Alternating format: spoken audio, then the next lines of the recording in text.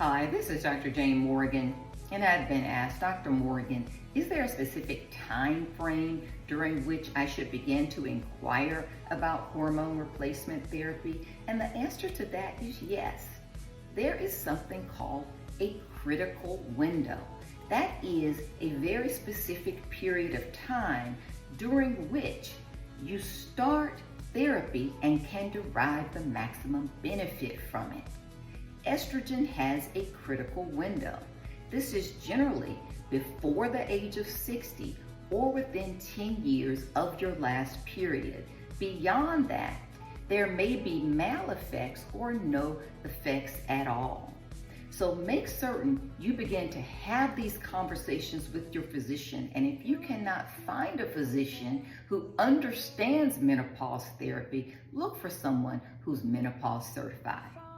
I hope that's helpful.